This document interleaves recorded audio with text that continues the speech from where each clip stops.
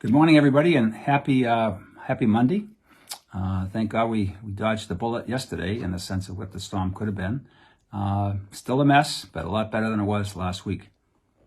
And the good news is, of course, spring is one day closer. I think a lot of preachers this past weekend probably focused on the first reading, the book of Job, and suffering, and then Christ caring for his mother-in-law and healing all that came to the house. And one of the things I wanted to preach on, and I didn't, because again, you only have so much time, was Paul's line, Jesus' line to the disciples. Early in the morning, he went off to a deserted place to pray. Simon and the others came looking for him, wanted to bring him back to the house. Jesus said, no. We have to get back, we have to leave and go into other villages in town to preach the good news there as well. Paul basically said the same thing. Paul was driven. An obligation has been imposed on me, and woe to me if I do not preach it, the gospel. We are all called to preach the gospel. Think of the world we're in, and I've talked about this before. The world is a mess. The world is full of chaos. Look at our political system. Look at our own lives as a result of the COVID. Chaos everywhere. But where do we find our center? Where do we find tranquility? It's really basically with Christ himself. How do we give that message to the world around us?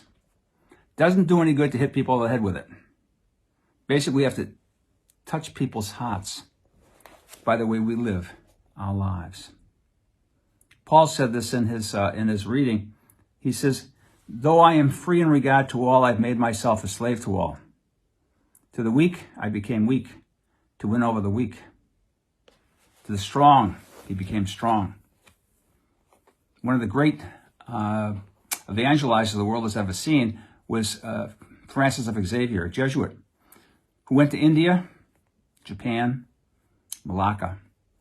And what he discovered in India was that if he wanted to reach the hearts of people, he had to become like their holy men. And he had to dress the part in terms of wearing rags, basically. 100 years later, Matteo Ricci, another Jesuit, who went into China, realized to touch the hearts of the Chinese, he had to dress like their holy men, the mandarins, and dress in silks. But neither one of them hit people over the head with the message. They lived their life accordingly, touching the lives of each other, lifting people up and holding them in God's hands. That's what we can do each day of our lives by preaching where we are, by loving people, by caring for people, and by doing the work of God that Christ did. Remember that gospel yesterday? Jesus reached into Peter's mother-in-law and he took her by the hand and he raised her up. We can do that ourselves by what we say and what we do each day. God bless and have a great week.